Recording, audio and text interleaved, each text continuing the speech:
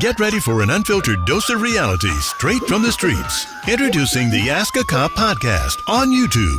Join Daryl Triplett, a seasoned 30-year vet, and Jeff Blair, a no-nonsense 14-year vet, as they dive deep into law enforcement. They're here to break down barriers and answer your burning questions. Curious? Visit askacop.live. Ask a Cop every Thursday at 8 p.m.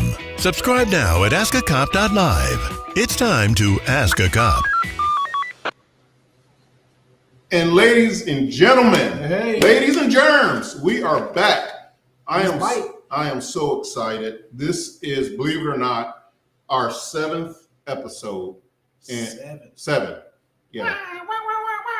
Yeah. I'm your boy Daryl Triplett. I'm Jeff. Come on now, we do this every freaking week. Jesus Christ. These people are probably like, one more time. I want to fucking click off. Oh boy, welcome to Ask a Cop, where you can call up here and you can ask a cop anything that you want. Again, like I said, we shoot straight from the hip. People, you can give us a call at 770-727-1620, and you can ask a cop. Now, it's figurative. We don't really shoot from the hip. Well, no, we don't. No, we shoot from the side like this here because we bust a cap. This is boys in the hood? Whatever, I guess, yeah. So, disclaimer, this is going to be hot topics today, folks. And I'm going to tell you now that you may, and I want you to go to askacop.live and I want you to subscribe. Because some of the shit that we're going to probably say today might get us canceled. So I'm just letting you know the show going to go on. It just probably won't be on social media. It's going to be at askacop.live. But we're hoping that we don't get canceled. But please don't cancel it. It's a big ass chance that it might happen. Only because, like I said, we're talking about shit that we're gonna say shit y'all probably say at home, but you probably wouldn't say out in public, and that's probably what we're gonna say. So you guys, you gotta feel exactly what we're saying. You're probably gonna agree with us, right? You're probably gonna disagree with us, and that's okay to disagree. That is okay to disagree.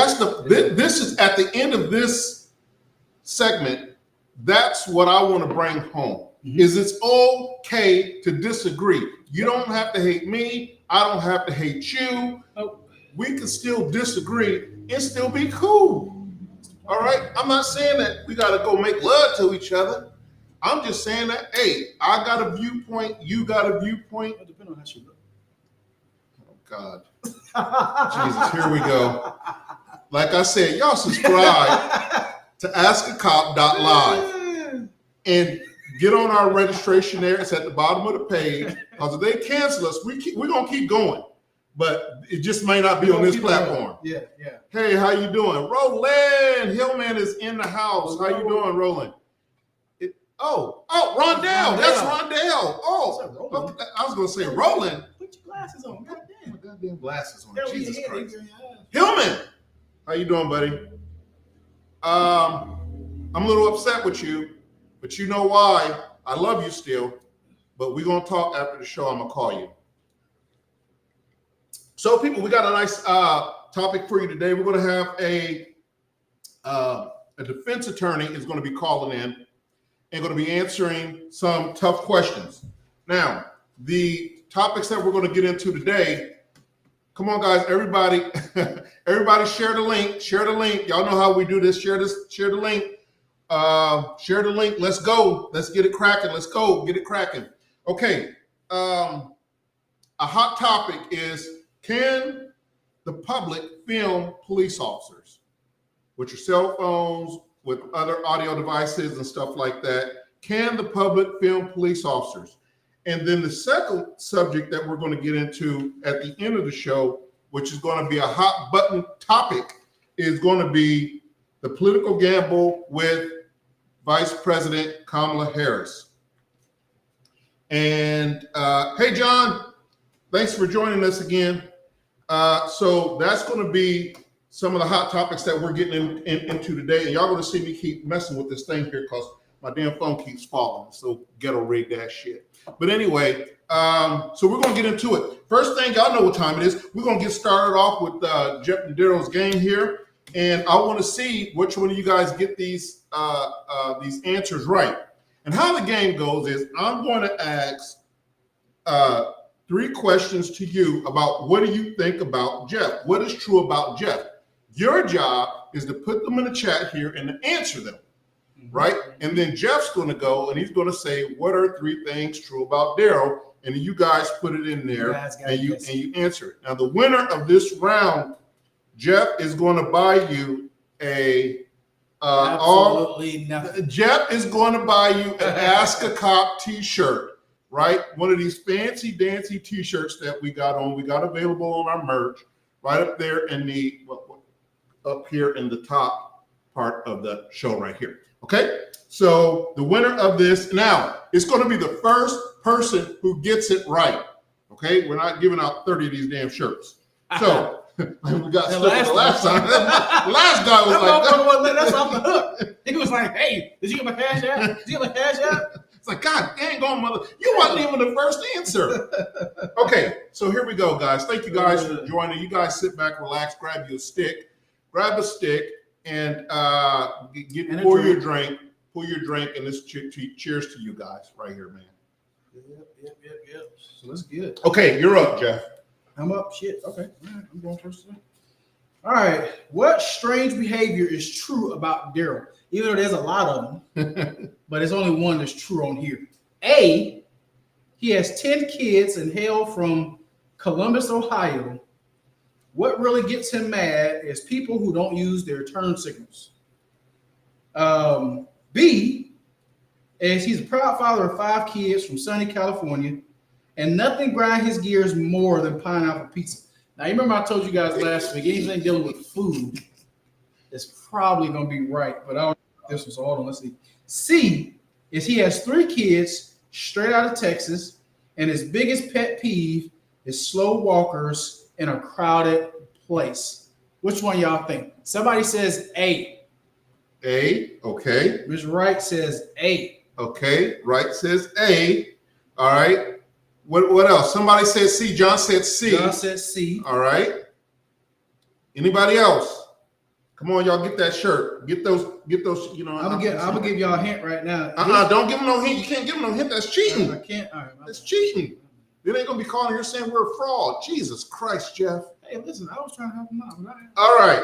So the correct answer is. Can I get a drum roll, please? Oh, I see our attorneys coming online too. Right here. Drum roll, please. Let's go. What could it be? The correct answer is God, son, Jesus Christ, son. My oldest son my next to oldest son just answered the goddamn gone question. It's A. It's A, people. We have 10 kids, and Zarina says because pineapple on pizza is good. I've never tried pineapple on pizza. She must be from the east side of Atlanta. Right.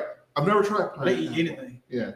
Yes, you have. I ain't never tried no pineapple I'm sure on you pizza. have. You've tried everything. Well, that's how I got 10 kids. Mm-hmm.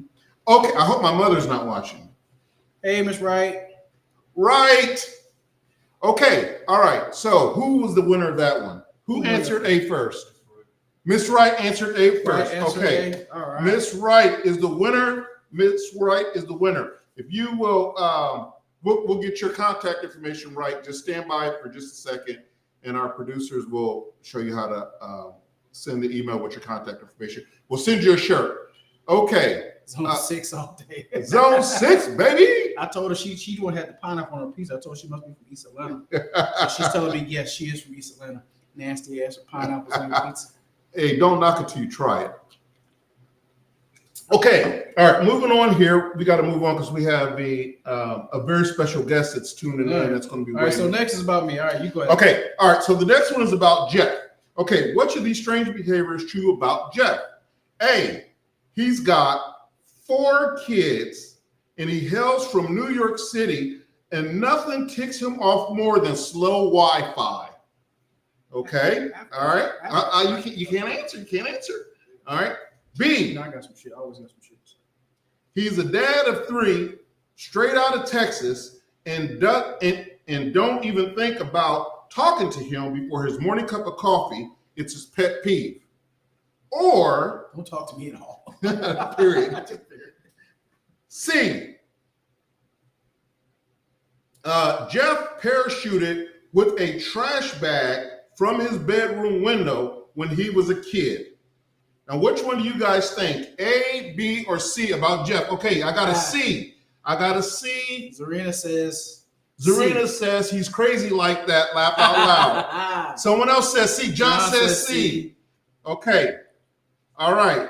We're going to give a few more seconds. Interesting, buddy. Okay, A, B, or C. Y'all want me to read it one more time? I'm reading one more time. All right, A, he got 4 kids. He hails from New York City. And nothing ticks him off more than slow Wi-Fi.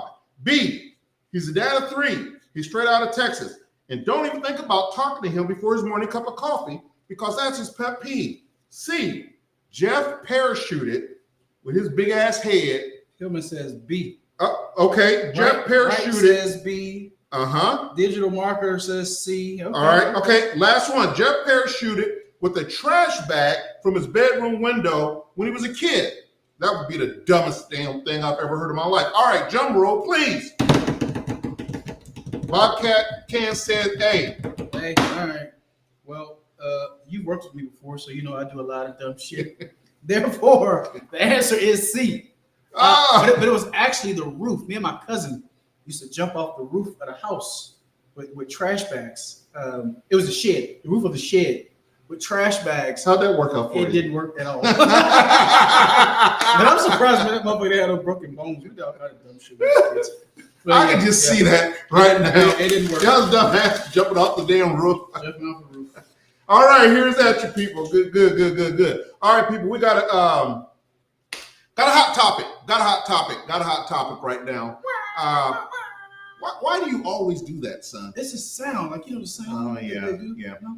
We have a very special guest with us today, and I've known this gentleman for a very long time, and his name is Anthony Carr, and he is a defense attorney, or used to be a defense attorney, and we wanted to get his perspective on the show. So, ladies and gentlemen, give a warm round of welcome to Anthony Carr.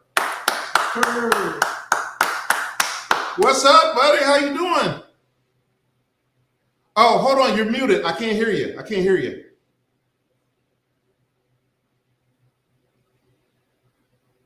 We got a little technical difficulty there. So, like I said, ladies and gentlemen, Anthony is a very good friend of the show. Can we hear you try to say something? Still can't hear. No, still you're muted down somewhere. That's okay. You work on it. We'll go on. Whenever you get it fixed, we're right here. Yeah, Anthony is. When I tell you, if I was to get in trouble, if I was to catch a case when he was an attorney, I would definitely. That would be the freaking matter of fact. He's gotten me out of some stuff. We can take all the guesswork out this shit. He's bailed my ass out of a couple things. I've called Anthony a couple times. Yeah, that was gonna be my next question. I'm sure he got your ass out some trouble. Oh, hell yeah. Always in some shit. Yeah, he's a good brother too. But what we wanted, people, like I said, part of our show is talking crap, smoking our sticks, drinking our Woodford, and educating you with the best people who want to come on the show and educate us brothers and sisters, black, white, Chinese, whatever. Don't make no difference to us.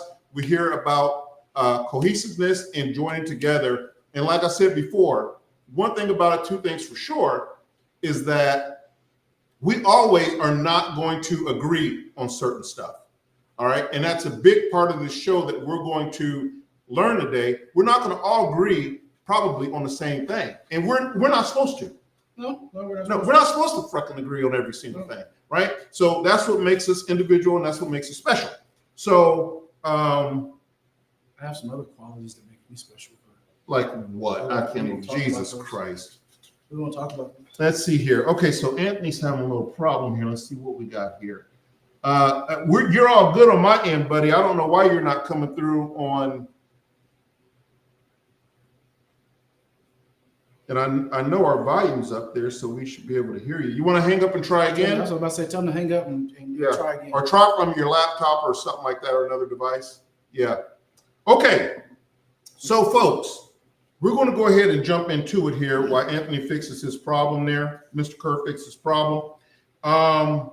But first, what I have to do, I have to thank our sponsors real quick, because without, we're fine. Thank you so much. We're fine. Thank you guys for tuning back in.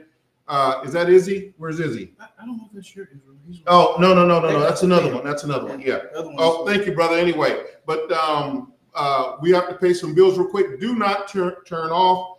We're up to 3,640 views. 3,640 views. You guys like, subscribe to the channel, please. It's early on in the show, but we have to take a break and pay some bills. And we'll be right back in just a second.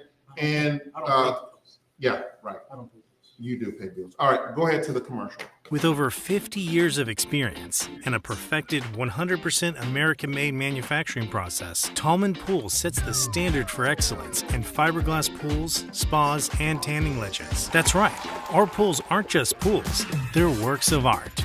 Meticulously crafted to bring beauty, relaxation, and endless enjoyment to your backyard. And when it comes to quality, Tallman Pools doesn't cut corners. Ready to take the plunge? Contact Tallman Pools today at 770-478-2257 or shoot us an email at contactus@tallmanpools.com. Visit us at 8993 Tara Boulevard, Jonesboro, Georgia 30236. Tallman Pools, where luxury meets craftsmanship.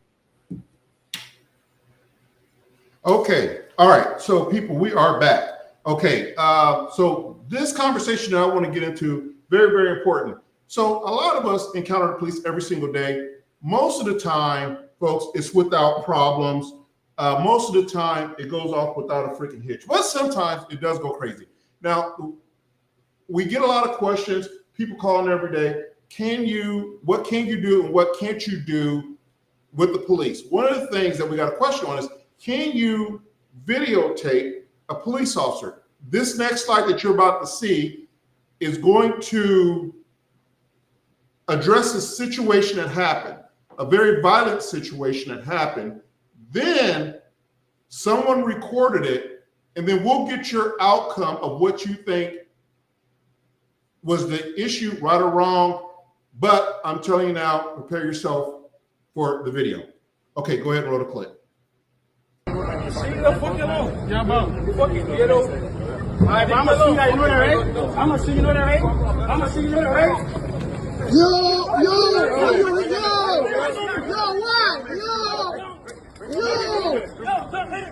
what? I got a video, bro.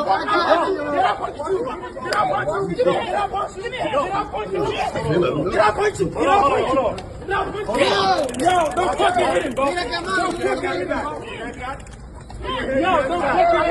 Go ahead. Hey, yo, don't fucking hit him. Yo, Luke. You fucking dumb. Don't fucking hit him, bro. Back up. Fucking weirdo. Okay, people. Okay, now that was a video of someone filming the cops. Now, before we get into whether the cops are right or wrong, to me, I'll give you my opinion is I believe that videoing the police, I don't think there's anything wrong with it. Okay. Let's see. Oh, Anthony is back. Okay, so let's try to bring Anthony back on here. But to answer that question, while we're bringing him up here.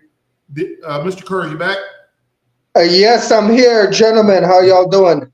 Hey, good, We're man. in the building. Right. Did you see the video that we just played? I did see the video.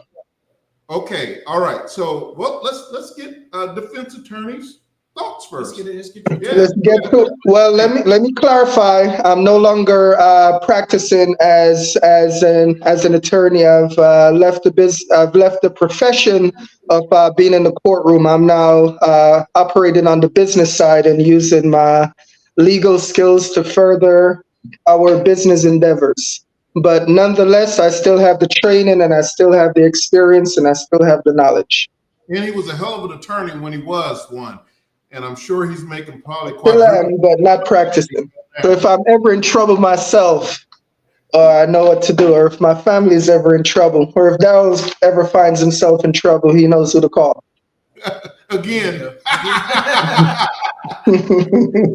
That is my brother from another mother right there. When I tell you we have been through some shit together, he is a good Yes, brother. sir. Cheers. Cheers to you, brother. Cheers. Much love. Yes, sir. Much love. Much love. Excellent show, by the way. I've been enjoying everything I've been seeing so far. Oh, wow. Thanks, man. Good. So what do you think about the video? Depends on the question. The video was a little bit disturbing. The question, are they allowed to record? There's no issue there from a legal perspective. That from the officer's point of view, I'd say, is there an expectation of privacy? So when it comes to police officers engaging in a public, in their official public duties, they're an officer of the public, and I don't believe there is ever an expectation of privacy while carrying out a formal police duty. So no, there is no restrictions. Now, would it be wise in certain circumstances and certain scenarios to put yourself in the position to be at odds with an officer while they're engaged in law enforcement activity?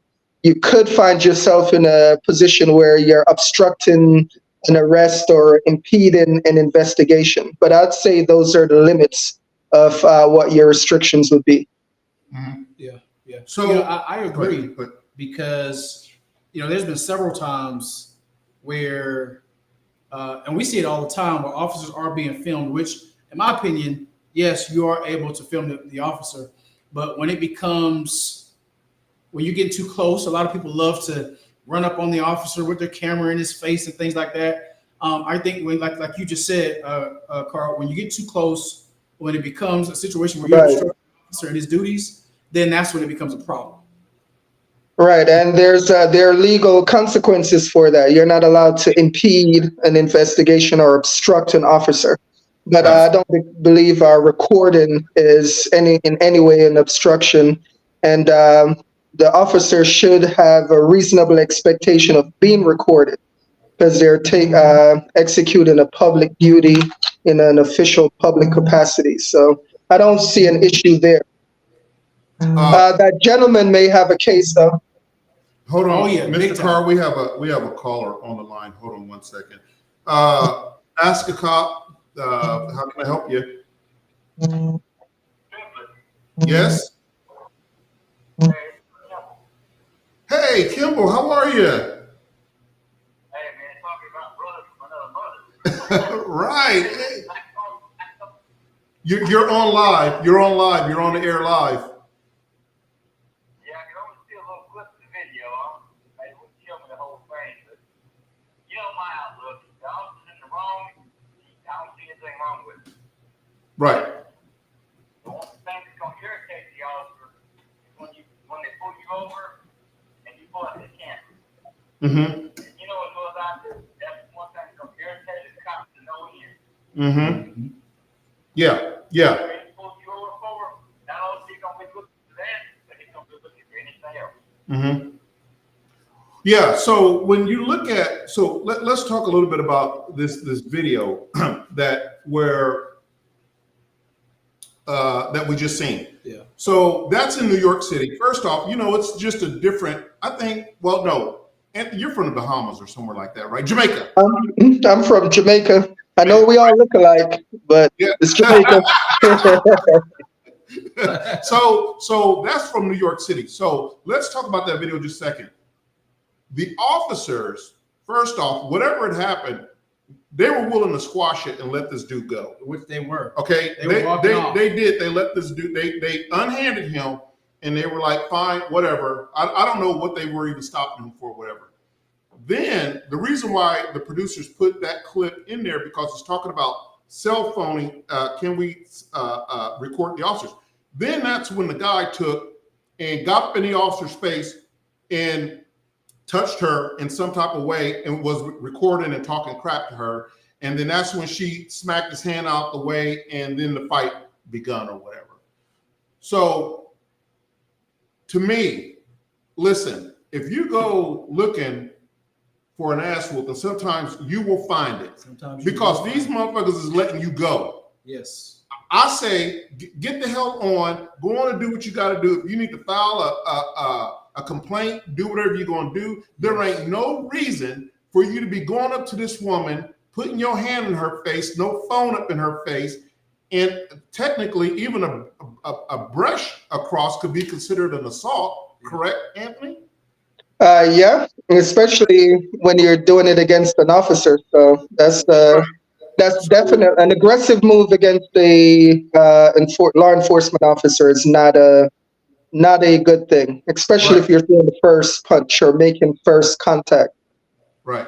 So Chuck, that's one of my biggest pet peeves, man.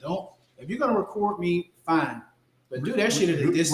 Right. And I think there's some states where it's like 20 feet rule. Yes, the Florida just made a new law where I believe at one time it was 10 feet, but now Florida has backed it up to 20 feet. So if you are within 20 feet of that officer trying to record, then that could be considered obstruction in the state of Florida now. I think it needs to be like that across the board because people, they'll be in their feelings and want to record. And I've always been like, hey, great, record, but do me a favor, back the hell up, please. And that's the thing, because you got to be careful. They could reach out, try to grab your gun. Yeah, hey, you never know. Chuck, let me ask you a question. Where are you calling from now? Tennessee. What do they have a law in Tennessee about recording there or no? I'm not really sure, to be honest with you. But I can tell you, if you know what's on the army, it would be a real good idea that you got to read. Right. Absolutely. Well, Chuck, hey man, it's good to hear your voice again, brother. And we're going to definitely catch up after the show or whatever. But thank you for calling in, brother. Thank you.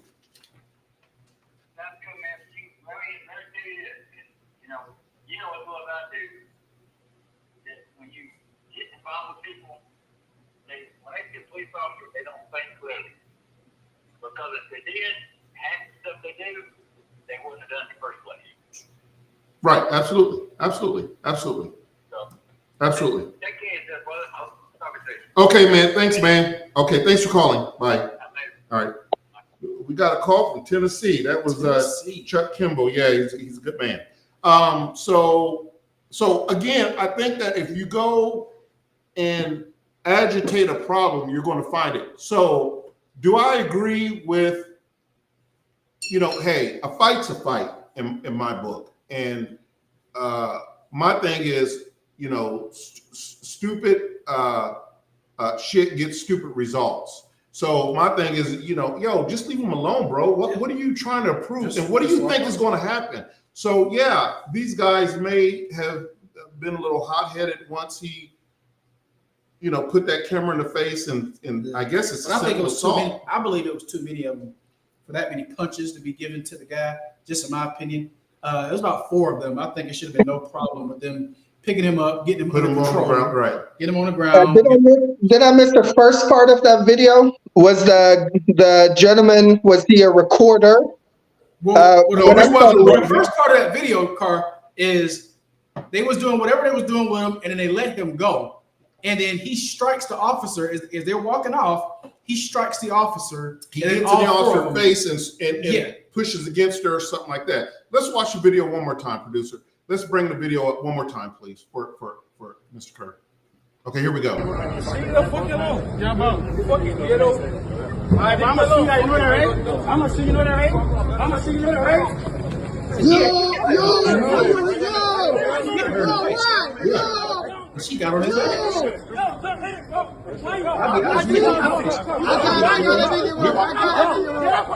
But that many officers like that, it makes it look so disgusting. It makes it look so bad. And he once again,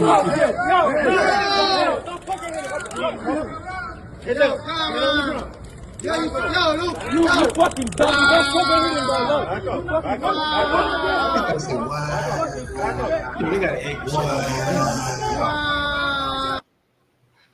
Okay, all right. So he did. He actually hit the officer. So what do you think? Does it change or does it stay the same?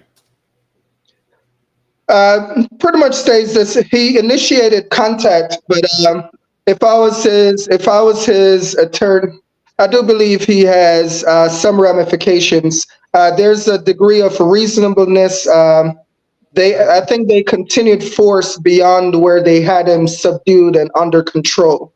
So I think the level of force that was displayed was excessive. But the exchange itself, he initiated, and I don't believe there's any such thing as a fight with a police officer. That's just automatically an assault. So if you're initiating first contact, that's a little bit problematic. So I do think he initiated first contact. I do believe the officers did need to subdue him or get him under control. But once they did that, they were supposed to calm down. I didn't see that they de-escalated. So my assessment would be excessive. Right. Yeah. That's what. Well, I agree. I agree with that assessment, and then I also agree with, cops are humans too. Mm-hmm. And if you punch me in the face, or if you assault me, you're probably gonna get hit in the damn jaw. I'm sorry. I don't know what to tell you. Anyone in the face, you're probably gonna have a bad. Day. Yeah, I mean, I'm gonna get one, but if it's four of us, I'm gonna get mines, and then the other three should de-escalate the situation. I think all three of them. Stupid games get stupid prizes. Yes, stop acting like a fucking idiot. They letting you go. Now, first off, in New York City, when the fuck does that happen? They letting you go, bro. So whatever problem you got, this guy's a freaking idiot, Anthony. He's an idiot. whatever issue you got, go down to the precinct, file a complaint, do whatever. You do not have to assault this woman and get up in her face. That is true. Period, point blank. You can't be, I tell my kids this all the time. You can't be strong and wrong. You can't be the aggressor and then play victim when they punch you on the damn face down. So Megan says, one of the comments, she says, the implicated person was wrong for not walking away. And I get why the female officer swung, but they kept punching him. Why? Like the male Hispanic officer should have de-escalated the situation. Mm-hmm. And I agree. And to be honest, like Tripp said, listen, I'm human. If somebody hit me in the face like that after I'm letting you go, I'm probably gonna wail on your ass too, but reasonably. And then we have to discontinue. We have to de-escalate. So at the same time, I'm on both sides because, like I said, officers, we're people too. And then in that situation, if you hit one of us, you have to deal with all of us too. So I understand it 50%. Other 50% at the end of the day is like, somebody should have de-escalated the situation, and it should have been handled a little bit better. Yeah, I wish they wouldn't have hit him so much, but again, you go poking at a fucking hornet's nest, you're gonna get what you want. You're gonna get stung. You're gonna get what the fuck you want. So quit acting fucking stupid, and you'll be fine. Just leave these motherfuckers alone. Let them go on about their way. You go on about your way. If there's a complaint that needs to be filed, file it, whatever. Yep. So we're going to get into the legal aspects of it now, where it talks about sort of the PowerPoint. So Anthony, we prepare a PowerPoint slide. So what we'll get into next. Go ahead and run the PowerPoint slides. I like that word. Well, I try to give you a little bit of credit somewhere. So guys, got slides. Y'all doing big things over here. Heavy production. Okay, can the public film police officers, go ahead to the next slide. Okay, I'll take, okay, so this one here, just basically the public's rights, it's an introduction, public's rights to film police officers, the legal and ethical considerations in Georgia. Go ahead to the next slide, sir. Okay, all right, I'll take the first one here. Georgia law on filming police. A brief overview of the First Amendment. Does that fall under the First Amendment, Anthony? It does, right? Speech, recording. I'm not sure that this is a speech issue, but maybe. Right, but maybe. Okay, specific Georgia law, OCGA 16-11-16, 60. Sorry, let me give that again. That's too much Wolford. Matter of fact, let me take another sip and get my mind right. Yeah, go ahead. Because we're only 35 minutes in. Oh God, Jesus. Okay, 16-11-60, protecting the rights to record. Notable cases: Smith versus the City of Cumming and the 11th Circuit Court of Appeals in 2000 affirms the right to record police. So we have case law there. So this has been challenged, Anthony, already. Mm-hmm. This has been challenged, and it's been up to the Supreme Court, and this is what they ruled on it. So it is legal to film the police. I would urge each of you, if you're going to do that, do it at a safe distance. That's the key. Right. A safe distance. You could come out with a whole camera crew if you wanted to with fucking boom microphones. Who cares? But do that shit at a safe distance. Right, because if you need to zoom in, you don't have to get close to zoom in. Hell, you could zoom in on your phone from 20 feet away. Yeah, from 20 feet away and zoom in and get 4K video of this guy punching him in the face if that's what's going on. So, and the reason why that is, if some people don't understand, is I had a situation a couple months back where I was the only officer on the scene at that time. I'm fighting two people. So would it be smart for somebody with the camera? More like getting his ass whooped by two people. No. So you should see the video. Is it smart if you want to record me? Would it be smart to run up behind me, right behind me, as I'm fighting two people? No. Let me tell you what's going to happen to you. I'm going to think you're a third person, and I'm going to get up and I'm going to knock all the shit that you got in you out of you, right? Because I have no idea who you are. I'm sure we're going to get canceled. But it's true. If you're running up, you're getting that close to an officer, especially if he's dealing with two or more people, he's going to think at this point you're fighting for your life. You're fighting, yes, because I have no idea. I'm already fighting two of these ignorant ass people. So now I got to fight a third. But guess what? You're not really fighting me. You're trying to record me, and you're right in my face. So you're going to get sucker punched. You're going to get sucker punched in the face just for trying to record. Just for trying to record. When, once again, it is perfectly legal, but it has to be at a safe distance. Yeah, I would encourage everybody safe distance. Safe distance. Mm-hmm. Yeah. Safe distance. Also, you got to keep in mind that an officer is allowed to make a reasonable mistake. So you don't want to be a part of any reasonable mistakes. You don't want to blur the lines between who's a perpetrator and who is not. Yeah, I wanted more on that. Yeah. Elaborate on that, Anthony. Like your partner said, if officers engage in law enforcement activity and someone's trying to record and may have come from behind the officer trying to get a better view, if the officer's in the heat of passion or in the heat of whatever it is doing, and he turns around and you have a black phone in your hand pointing in the officer's direction, a lot of things could go not in your way in some of those situations. So it's not just a free-for-all. You can't just run up on someone unexpected and just take those chances, because there are some scenarios where a reasonable mistake could not be in your favor. Yes. Oh, wow. Yes. Now that's good insight right there. That's the reason why we have former attorneys on, because things like that, guess what? I would have never even freaking thought of that, Anthony. Yeah. I've never thought about that. But it's very true. It's very, very true. Yeah, that's very, very true. Very, very true. Okay, I'll let you take the next one. So we got ethical rights and implications. So ethical reasons for filming an officer. So, you guys, we see a lot of police brutality, shit like that. We just talked about Sonia Massey last week. We see that stuff in the news. So we understand like why you pull your phone out and you start recording. And so the number one on our list is accountability. That's the public's way of holding us as police officers accountable. Transparency, right? Sometimes officers fuck up. And that transparency is, well, you can't lie about this, Billy, right? Because multiple people had you on camera. So you can't really lie about what happened.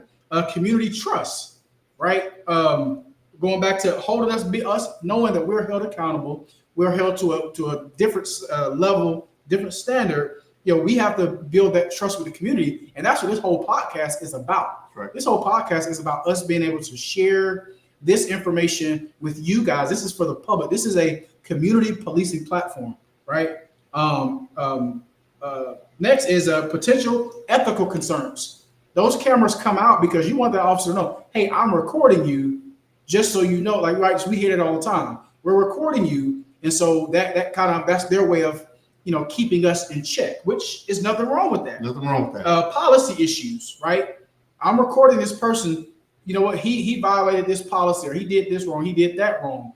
That's why we're being filmed, because they want to show that. If we fuck up, we do something wrong, they want to be able to show that on camera. And lastly, interfering with police duties. Now, we just talked about that, and we talked about the definitions that you just gave, Carr, about getting too close to that officer. If you're going to film, that is great. It's wonderful. Still do it from a safe distance, so that way you don't get hurt, you don't get anybody else hurt, and you got the footage that you want. Right. Yeah. Right. So the topics that we're talking about right now is, someone asked us to repeat it again. Can the public film police officers? We showed a video where someone filmed a police officer in a fight situation, and we asked the question if it was right or wrong, and so that's where we're at right now on this thing right now. We have Anthony Kerr, a former defense attorney, with us right now, who's answering all the hot topics, all the hot questions. Listen, this dude usually charges $900 an hour. I know. I fucking know. So you guys are getting him on the podcast right now. This is the time to ask the questions. This is the time that if you have any questions, legal questions, stuff like that, hey, put it in the chat group here. All right. Numbers at the bottom of the screen. He's chilling. He's having a cigar, or well, not a cigar, but he doesn't smoke. But he's having a drink, and these sessions usually go at $900 an hour. Well, keep in mind, these are just my thoughts. I'm not allowed to give formal legal advice. So these are just my opinions. These are just his opinions. Okay. All right. Police officers' rights and responsibilities. Let's go to the next slide here. Officer rights. Okay, now, as officers, we have rights also. Officers have the right to work without obstruction. So there's a section in the Georgia Code called obstruction. It's sort of a catch-all phrase. It's sort of POP, pissed off police. I'm pissed off the police. Right? Obstruction. That could be anything pretty much, right? That the officer says it is. However he writes it up. So you want to be careful that you're not falling into that sight of an officer for obstruction. The guidelines for officers on how to handle being filmed. So listen, these are to my officers. I'm speaking directly to my police officers. Could be security officers. It could be anybody that's in law enforcement. A lot of people try to bait us into arguments. Yes, all the time. Right? They try to bait us into fights. They're looking for a payday. Yep. So I would strongly suggest to you, don't give it to them. I have several times taken my officers by the back of their belts and said, come here, let's go. We're done here. Yeah. There's nothing else to do here. All this motherfucker trying to do is debate us into an argument.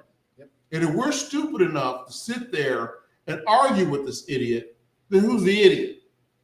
Right?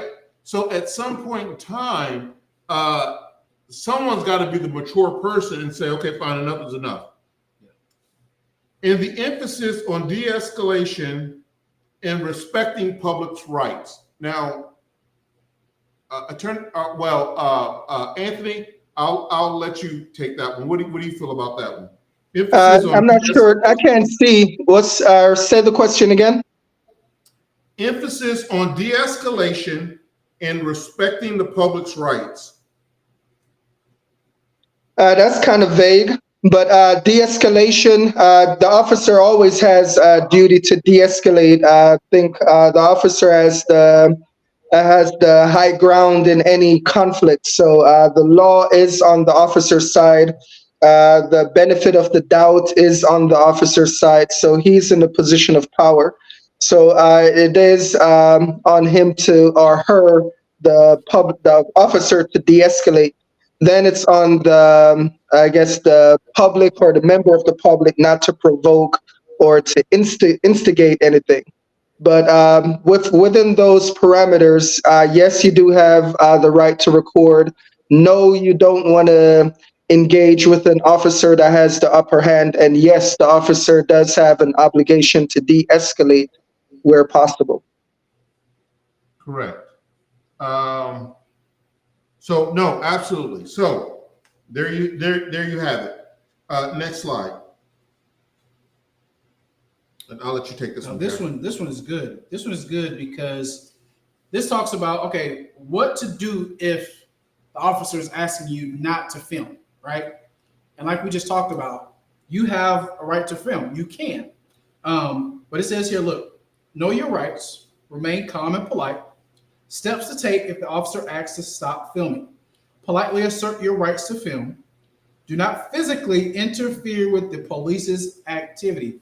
Guys, I cannot stress that part enough. Right. Do not interfere. If I've had an instance where a lady was filming me, got somebody on the ground, got them in cuffs, and I'm walking them to our destination, and she decides to walk very closely behind me. Once again, that is not acceptable. You can still record, but just from a safe distance. Document the interaction if possible, right? So once again, you still have the right to take notes about what you saw. I mean, it's on camera, so you got it. And then seek legal advice if your rights are violated. So, Carl, on that last one, and I know these, of course, are just your opinions, but that last one, seek legal advice if you feel like your rights is violated. So if somebody was to ask you, they came to you and they said, hey, I was trying to record and the officer did X, Y, Z, like what would be your steps in a situation like that? Oh, it's a good question. That is a good question. One is who's in? Is there some sort of violation? So you see, is everyone on their square? Is the officer where he's supposed to be? Is the member of the public where they're supposed to be? Officer in executing his public duty has no expectation of privacy. They do have an expectation of not being interfered with or not having their investigation interfered with or their official duty impeded. But that officer is discharging a public obligation, and the public does have the right to observe and scrutinize. So the limitation on the public is you do not have the right to interfere with an investigation, or you do not have the right to be obstructive. So to the extent that your recording is interfering or your recording is obstructive, then you may come across some limitations there. But I think with that in mind, that's the parameter that we're working with. So there is no bar against recording a police officer in a discharge of their public duty. So that is well within a person's rights, so long as they do not cross over into interference. So if I'm recording an officer and he's like, you better not be freaking recording me, what do I do? Take 2 steps back, take 10 steps back, still record, or do I stop recording? Well, that's where you have to that's where you have to assess the situation, because in these scenarios, your rights is what you're legally allowed to do is different from what is safe and recommended for you to do. So just because you're legally within your rights, if that officer is highly irritated, if you're in a congested or intense scenario, and the officer is asking you to cooperate, and in his mind you're not cooperating, and the exchange is a little heated, that could go uh, not so much in your favor. So it's a different question. What is legal? What is legal? The officer does not have an expectation of privacy in the discharge of his duty. So you are allowed to record him. Is it wise to record an agitated officer who's clearly giving you instructions to stop and is under the impression that you may be interfering with them? So this is a situation do you want to do you want to have the experience of going through whatever the situation is, then litigating your rights after? Then sometimes when you're dealing with your rights after, you may be in an unfortunate position. I'm not sure if you want to be compensated for injuries or wrongs done against you, and if you get compensation for that, or if you want to avoid a situation going in. So those are some of the things you need to think about. But in terms of does an officer have an expectation of privacy? No. I don't want to cut you off real quick. Right. So we got a good question here, and we got to say it before it clicks off our screen. It is based off of the officer's response, and at that point, is it too late for the civilian? Does that mean you're already in violation? And that answer is no. So there's really, and in my opinion, it's no. Carl, I want you to chime in, but I believe that you're not in violation for recording because you still have the right to do so. It's just you have to ask yourself these questions, Williams. Am I obstructing the officer? Am I too close to the officer? Am I doing anything to obstruct what he's doing?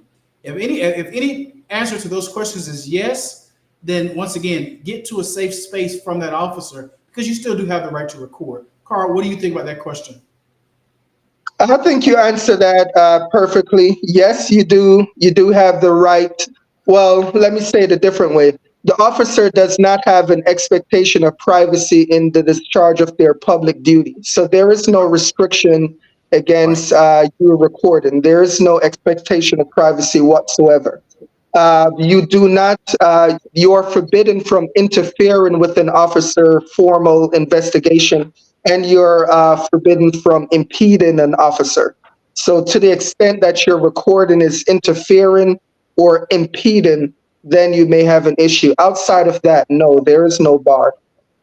Right. Right. I agree. So, wow, this is good stuff. This is the reason why I wanted you to come on, Anthony. I call him Anthony. You guys call him Mr. Kerr. We're personal, and you guys are not personal with him. He's my friend, not yours. Yeah, hey. But this is the reason I definitely want you to come on because I know he's a straight shooter. He's going to hit it out the ballpark. Now, Anthony, this is the time of the show to where it's going to turn a little bit. Gloves are coming off. The gloves are coming off. I want to warn you, the gloves are coming off. Someone asked I'm ready for it. I'm ready for it. Okay. We're talking about, someone asked, what the hell are you guys talking about? We're talking about, can the public film the police officers in the political gamble with Vice President Harris or not? So we are going into, is it a political gamble with Vice President Harris or not? After this station identification, don't stop viewing, guys. We got to pay some bills. Don't touch that dial. We'll be right back. That good, right? You did it good. You did really good. Yeah. You schmuck. All right, hold on one second, guys. We got to pay some bills. We're coming right back. Hold on one second. these kids. With over 50 years of experience and a perfected 100% American-made manufacturing process, Tallman Pool sets the standard for excellence in fiberglass pools, spas, and tanning ledges. That's right, our pools aren't just pools, they're works of art, meticulously crafted to bring beauty, relaxation, and endless enjoyment to your backyard. And when it comes to quality, Tallman Pools doesn't cut corners. Ready to take the plunge? Contact Tallman Pools today at 770-478-2257 or shoot us an email at contactus@tallmanpools.com. Visit us at 8993 Tara Boulevard, Jonesboro, Georgia 30236. Tallman Pools, where luxury meets Go to craftsmanship. camera 2. I got it. Okay, people, we're back. Tallman Pools, great sponsor of the show. Very good people. They're a very big sponsor of the show. I don't know if you know Tallman Pools right Thank there. you, buddy. We couldn't do this without you. Right, Anthony. Matter of fact, you have a pool. You need to contact Tallman Pools. They're a great pool company. They service pools. They fix them, all that other good stuff. So yeah, Tallman Pools is a good pool company, and they support the show wholeheartedly. We're going into Anthony. Are you still with us? Okay, something's going on in his camera where he's hung up right now. Okay, so we're moving into the meat and potatoes. The meat and potatoes, because you guys are gonna don't hate me after this. Okay, I still love you. If you hate me or not. Well, I still love you. I'm used to it too, but I love it. Dang it, but here we go. We're off. Is it a political gamble with Vice President Harris or not? Now, I'd say. Hold on a second before you say it. Hold on a second. I did a news interview on News Nation a day ago. This guy's big time. I'm just here. Okay, it's a national news platform that I'm on a panel with. Now, Malcolm, you back in the house? Malcolm, hey, man. So we did I sat on the board for this panel. Now, I want to forewarn you that some of you may disagree, some of you may not. I don't care. These are my views and opinion, right? I did a national interview and I spoke my heart. And I'm going to play. Spoke from the heart, people. Or the gut. Not a gut. I'm going to play the news interview, and I want you guys' opinion on this because I got a lot of heat from this. But I got to be honest. Okay, go ahead. Viewer discretion is advised. Go ahead and play the video. Here we go. We're off. This time tomorrow, we could find out who Vice President Harris is picking as her running mate. This against former President Donald Trump. Here's a list of the potential picks. Over the weekend, she reportedly met with Senator Mark Kelly and Governors Josh Shapiro and Tim Walz. The poll showed Trump with a lead that's now below 1%, a big difference from the lead he had over President Biden. That was just a few weeks ago. To discuss where the race stands, we are joined by our panel of undecided voters, Democrat Rhonda Fulgenetti, Republican Mitch Robson, and Independent Daryl Triplett. Wonderful to have you all. Thank you for being here. Daryl, I'd like to start with you. In your view, which potential VP pick would add the most momentum, do you think, to the Harris ticket? Who would earn your vote? You know, at this point, on the Harris ticket, you know, with the things that's been going on, her campaign to me looks like a bunch of buffoons, and I'm very serious when I say that. But when you're talking about Kamala's staff and the Democratic Party, even with the pick with her, to me as a citizen, it just seems to be a very lazy pick, like low-hanging fruit.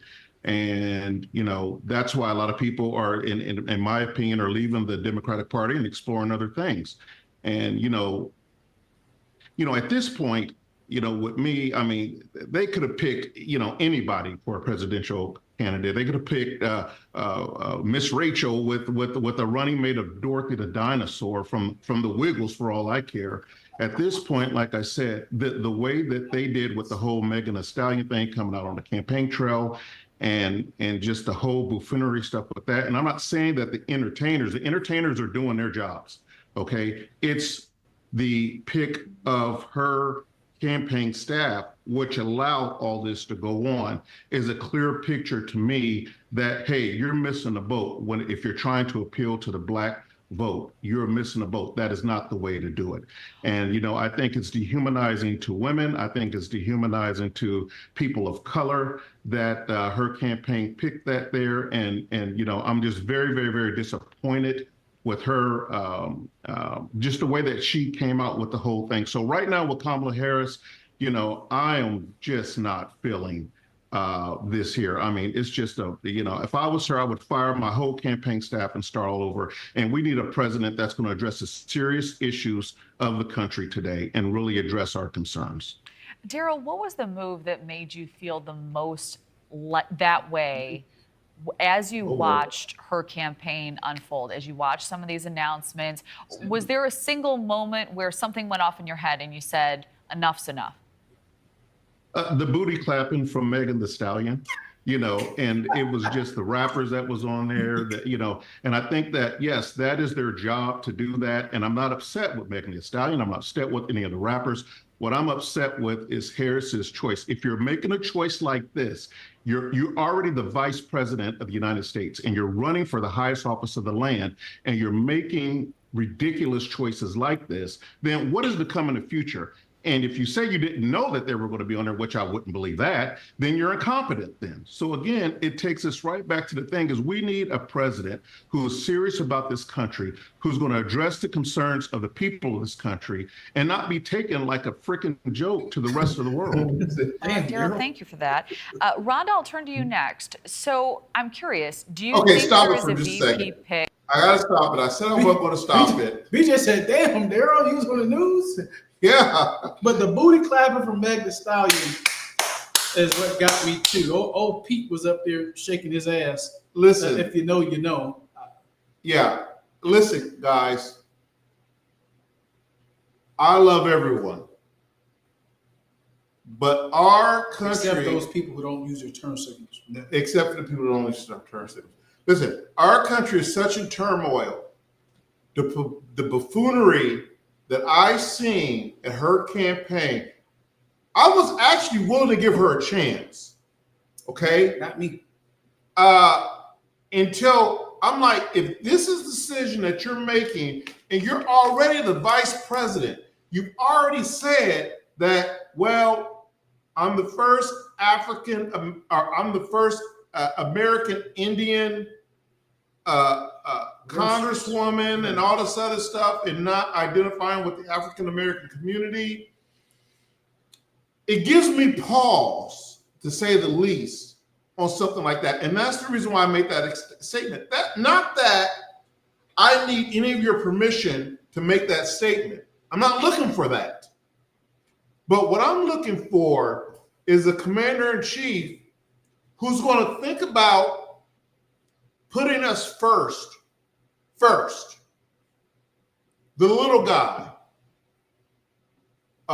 women's rights on abortion, all this other good stuff. I don't give a damn, and I'm not mad at Megan Thee Stallion for up there booty clapping. That's what she get paid to do. I'm not mad at all the other rappers for up there doing what they do. That's what they do.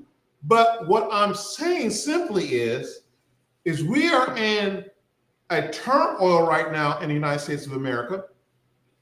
And this is the best you got, Kamala, of trying to get black votes. You got Megan Thee Stallion out there booty clapping. What does that person say? Booty clapping. And that's supposed to attract black votes. What does that say, producer?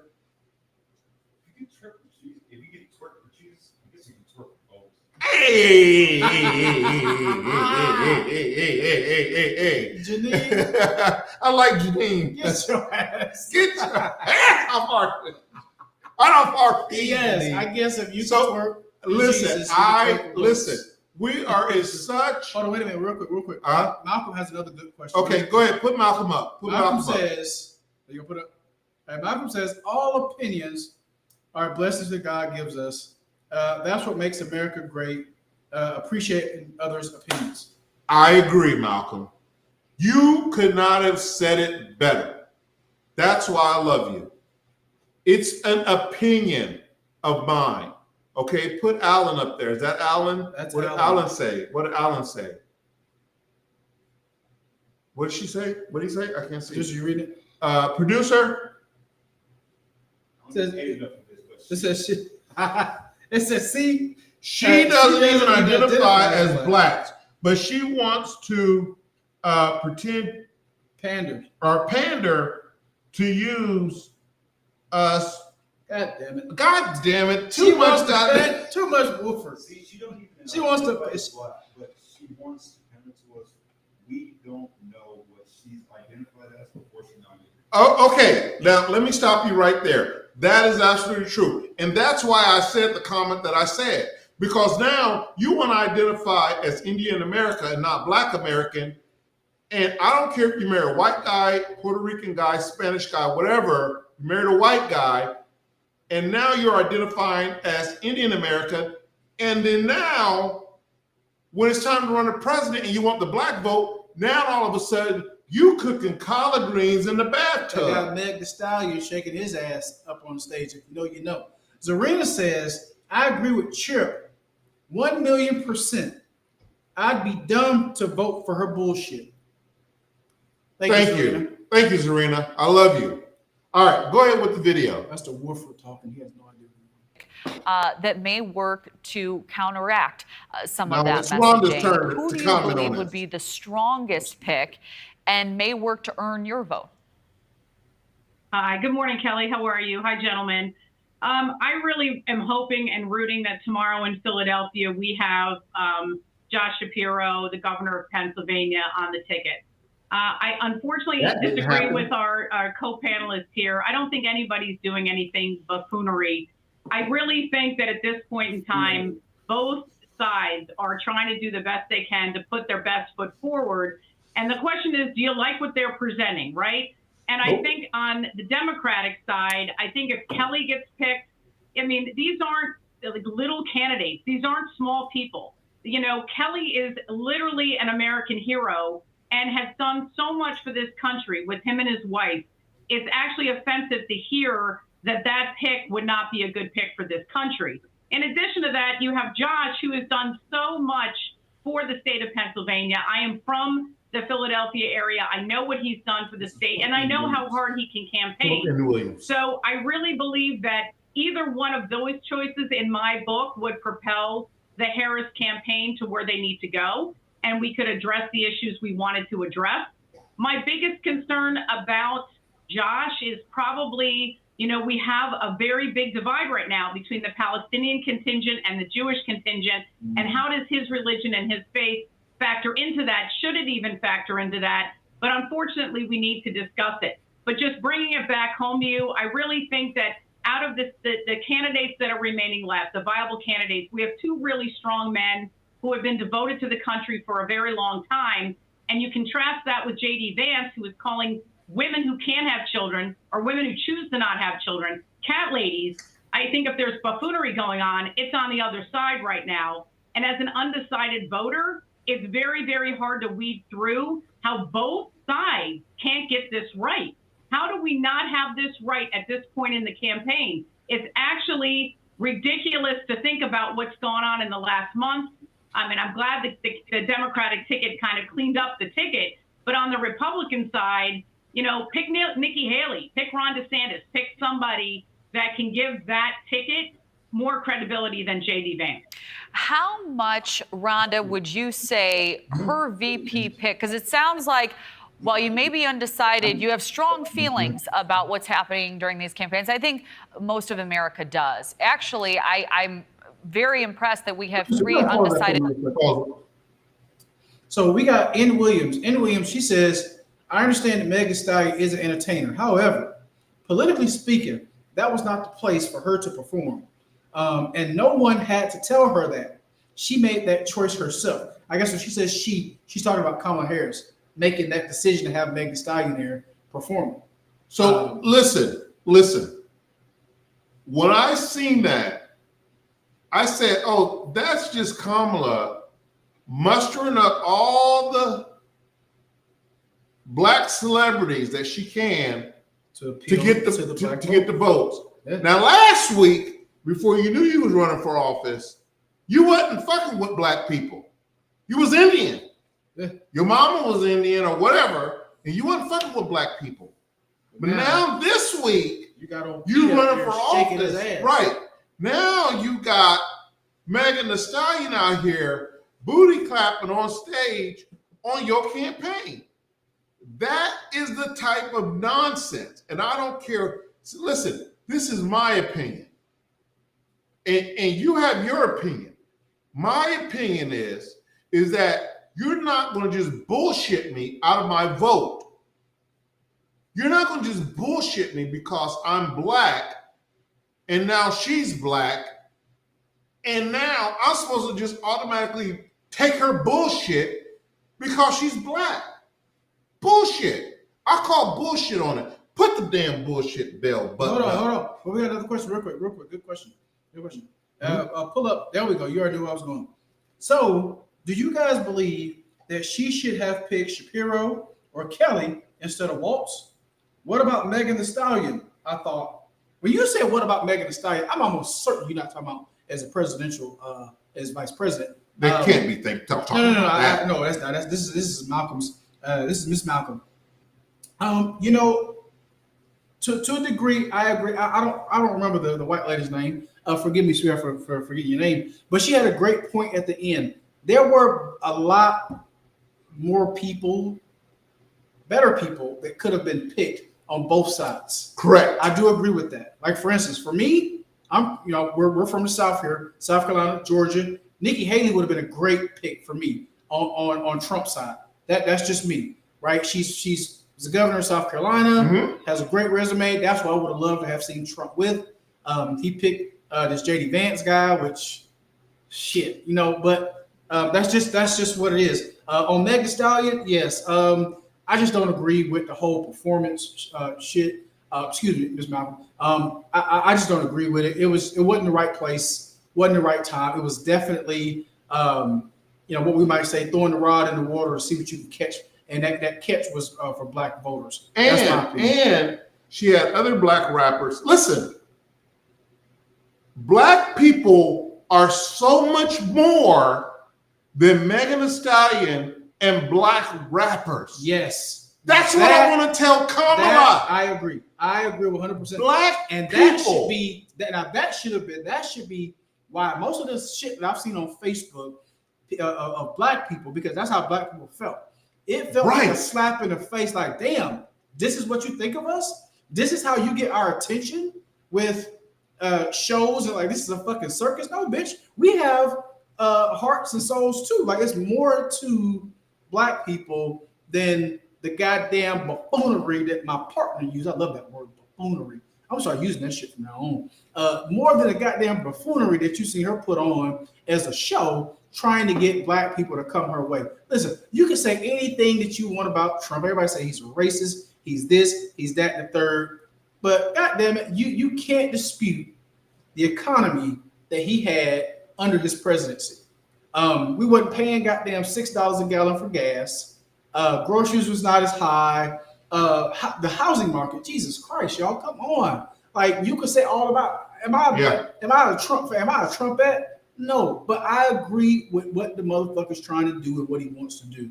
Everybody likes to throw out this Project 25 shit. Look, can that shit, okay? Right. A lot of the shit in there is goddamn Democrat rhetoric. That's that bullshit to throw you off from the opponent. This is a fight, like a boxing match, right? They're gonna do whatever it takes to knock the other one, out of the ring. So look past that bullshit. Just like we look straight past and straight through the bullshit that Kamala put on with this goddamn Megan Thee Stallion and whatever other rapper she had up there. Right. Whole thing was a goddamn gimmick, was a goddamn circus. And do y'all want to be a part of that? I don't want to be a part of nobody's goddamn circus. So let me tell you this here. I am an independent. But after I did that news interview, I got so much backlash. It was on your ass. They were on my ass. I'm going to tell you now, don't try to bully me because I go Republican on your ass. And I vote for Trump. I'm undecided right now. Oh, yeah. But we are Trump 2020. Don't push me because my thing is what I like about Trump is he don't take kind to bullies. You can't bully that man. No. He gonna do what he want to do, whether it's right or wrong, whatever you think. So you can call me Uncle Tom. You could say this, you could say that, but at the end of the day, that's my fucking opinion, and I'm gonna stand on my fucking opinion. Now I got a question. I got a question for you. So do you see how? I want you guys to see this point that I'm about to make really quick. Do you see how they turned over every stone looking to charge Trump with every charge, every felony they could? Do you think if they looked at Kamala as hard as they look at Trump, would they find enough felonies to charge that bitch the way they had him up on their mind? Listen. All you people that's going by talk about Kamala Harris. Let me tell you something. When she was the Attorney General, she hammered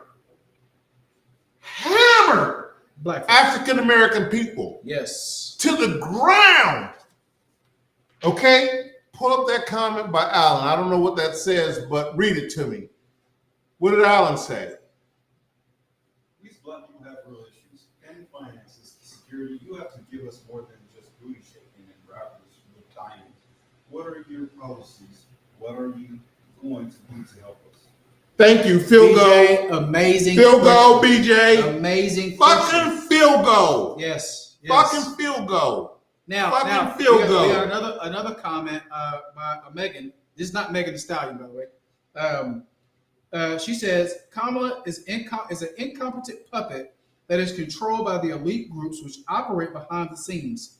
They suppress African Americans with their nonsense, and for the past 4 years, she has not accomplished anything for the citizens under the Biden of this administration. country.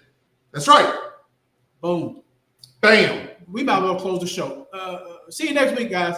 I mean, they said it all. Between BJ and Megan, they both just, that's where we are. And people have to see that. Sometimes, bro, is it just me? Or sometimes I think motherfuckers be under a spell. I think it's like weak-minded people. These people are able to cast a spell on these people. No. And they just. It's that my mama's a Democrat. Her mama was a Democrat. So I'm gonna follow. They raised me as a Democrat. I'm just going to fall in line with Democratic views. But see, and that's how I grew up. That's how I grew up too. My parents was Democrats. My mom's still a Democrat. We have conversations right now, and whoever on the Democratic ticket, she's gonna vote for no matter what. I love you, Mom. If you see this, I'm sorry. I love you. I love you too. But I'm hard. But she gonna vote whoever is on the Democratic ticket. Boo Boo the fool could be on the goddamn Democratic ticket, and she gonna vote for him. Right? Boo Boo the goddamn fool, and that's what one of the motherfuckers right now is Boo Boo the fool. Yeah. Because if you think I'm Boo Boo the fool, no ma'am, I'm not voting for your ass. But that's reality. You're exactly right. So when I look at and I hear Kamala Harris talk about, and I'm sorry, I gotta say the truth because y'all know I'm Officer Keep It Real. Don't be sorry, say the truth. All right. Say it now. When I hear this woman talk about, oh, I love my collard greens. I cook my collard greens in a bathtub. First off, ew, bitch. Why would ew, what black person do you know to eat collard greens out of goddamn bathtub? See that bitch? No, you know what? This this is what I'm saying right here. This is the buffoonery that I'm talking about. Wait a minute. We don't have a clip of that bitch saying it. Did she really say that? She did say that. Goddamn. She said, yeah, I had so many people over, I had to make my collard greens in the bathtub.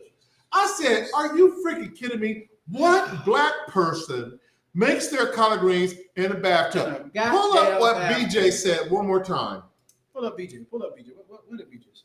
Can you read that? I didn't read it. Yeah, same administration, same policies.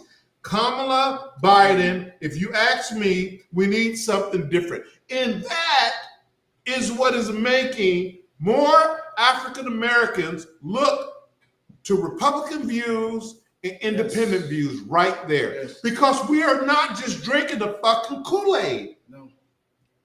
I'm sorry. I understand she's a black woman. I understand that this would be history for the first African-American female to be voted as president of the United States. But it could have been somebody else. It could have been someone else. And, well, first off, before I even go into that, go ahead and finish the video because I want to hear Mitch's view on this too. At this point, because this is exactly who both candidates want to talk to, so it's fascinating to pick your brains. Rana, would there be a VP choice who you would say on the table now for Harris that you would say if she goes this way, I'm going to support the other side? I would have to say Kelly. I just think Kelly is just like really what he's done for the country and what he puts forward would probably, swing me that way. Anthony, are you with us? Anthony, are you with us? Give me 1 second, yeah. Okay. All right. While he's getting situated, go ahead and run a video. I love Josh Shapiro. I think he would be a good candidate as well. But if you take a look at Kelly, his record, his demeanor, for all that's holy, I really think we need somebody who has some comments in this campaign. I think the country needs that. And I think Kelly could give us that. Okay. And his life experience and what he's been through and what his wife has been through just adds to his credibility and adds to the commitment he has. I mean, after Trump's assassination attempt, you would think that maybe Kelly would be afraid to do this. And after what his wife went through, you'd be afraid that that family would not want to give back to the country in this way. But the fact that he's willing to do it, I think will sway people across the aisle like me who are undecided, like all across the country. I think he could make a difference. So we've talked a lot about the left. Mitch, I'm excited to pick your brain and get your perspective on all of this. Just a second Do you think Mitch? We got Anthony Kerr, a former defense attorney. Anthony, I don't know if you've been following the show or not. We're on to Kamala Harris, yes or no? Kamala Harris, yes or no? By default, I would have to say yes, but I do know the consensus that I've been hearing is no. But I'm a hard no with Trump. So that's by default, yes with Harris. Okay, great. That's fine. That's fine, brother. No problem. No problem. Okay, so I did a news interview 2 days ago on News Nation, and I don't know if you've seen it or not. Have you been following the show? On News Nation? No, I didn't see that report. Okay, well, it's sort of a long interview. It's about 4 minutes long, or maybe it's about 13 minutes long, I think. But anyway, I discussed Kamala Harris not identifying with the black culture and identifying with the Indian culture, which she got elected the first time. Then she's running for vice president. All of a sudden now she's quote unquote black and she cooks greens.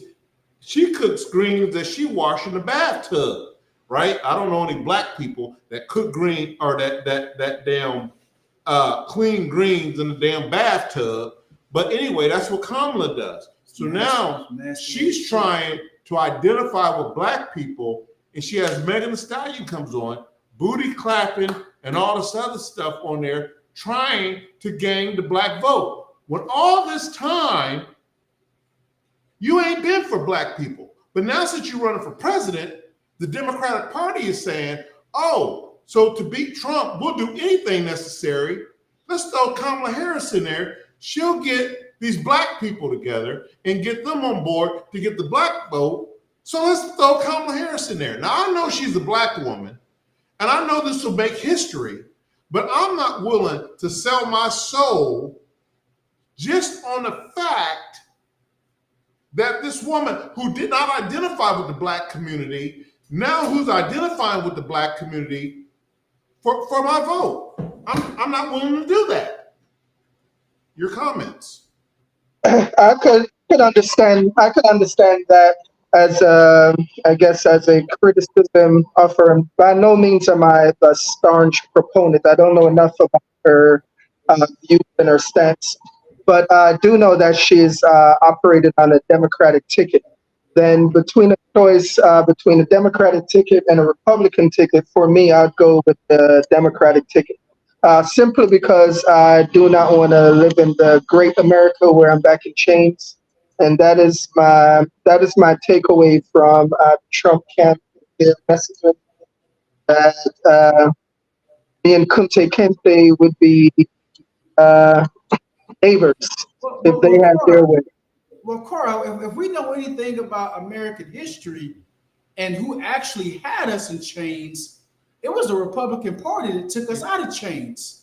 Right. It was an ideology. That ideology was on the Republican side on the Democratic side at one point. Then in recent history, that ideology switched over to the Republican side, the conservative folks. But from my perspective, if let's say an interest group that is diametrically opposed, an interest group that's diametrically opposed to me, let's say the Klan and those types of groupings, when they go to the poll and they say what their issues are, what they care about, and who champions the things that they care about, say they're going to say the Republican ticket under Mr. Trump and his vice president, spot on with the messaging that they care about, the issues that they care about. And I think that's diametrically opposed to the issues that I care about. But I think the biggest thing, right? But I think the biggest thing, Carl, and what you said, and you made some valid points, and I think the biggest thing when it comes down to both is what we see. And for me, I'm like Tripp. I'm independent, right? I'm no Republican or Democrat. Now, most of my values are towards the Republican Party, but what I take from it is when there is free trade, when the economy can run freely the way that it needs to, that's what I see Trump pushes, right? Because when the markets, when industries can move freely, the industry moves the way it needs to. The Democratic Party wants everybody to rely on the government, is what I take. Let me give you welfare. Let me give you ass load of food stamps. Let me give you this so that you can rely on us, because the more of you guys I can get to rely on me, then whenever you piss me off, I can just take it away. I can control you like a dog, right? That's what I take from it. That's one thing I really don't like, because if you look at the economy under each party, when you look at under Donald Trump's reign, once again, I'm not in Trump's ass like some of these other people are, but I agree with a lot of what he says. If you look at how the economy was under his administration, unemployment was at a record low. The housing market was great. I mean, industry was just booming, right? As soon as and you see it like a political play. I don't know if you've ever seen the show House of Cards, right? Where there's always a political play. There was a political play with COVID. That's what got Biden's old ass in the office in the beginning. But when you look at the under his administration, we're giving billions of dollars to a country that's in a war that me and you have no idea what the fuck they over there fighting for, but we're giving billions of dollars to a whole nother country, And we still got homeless people here. Homeless veterans. Homeless veterans that's fought for this country, put their lives on line for this country, but we can't take care of them. But we can give Ukrainian people $13,000. Watch this. Billion. No. Billion. I'm talking about a number that I saw the other day. There was a bitch that got food stamps. She has $13,000 a month in food stamps. A Ukrainian has $13,000 in food stamps a month. But you telling me, once again, two police officers here, you telling me we can't pay our law enforcement officers more? You telling me that we can't pay our teachers more? But we can give billions of dollars to a whole other country that probably deserves Russia's foot in their ass. If that's what y'all telling me, then I'll sit back and shut the hell up. And if y'all vote Kamala Harris in office, we might as well just move to a whole other country. So let me ask you, I want to make one statement before I get to Alan. The Democratic Party, to me, are bullies. Because if you disagree with anything that they say, they shun you. I've got so many emails from people after this news interview dogging me out for my opinion. It's unbelievable. I will say this here. The Democratic Party, I was raised on. I went to the Republican side, then I went to the independent side. For the reason of the same thing that the Democrats is doing right now to me. If you don't agree with them, then they're dogging you out. You're Uncle Tom, you're this, you're that, all this other stuff. Just like they're doing on abortion rights. Yes. If you're a Democrat, they want to be able to control every aspect of you. Where the Republicans are saying, leave it to the woman. It's her freaking body. It's her body, her choice. It's her choice. Leave that to her. So you want me to just swallow Democratic views just because they're mostly black. Fuck that. And I'm not.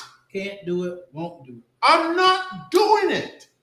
So you can miss me with all these fucking comments and all this rhetoric that you're saying.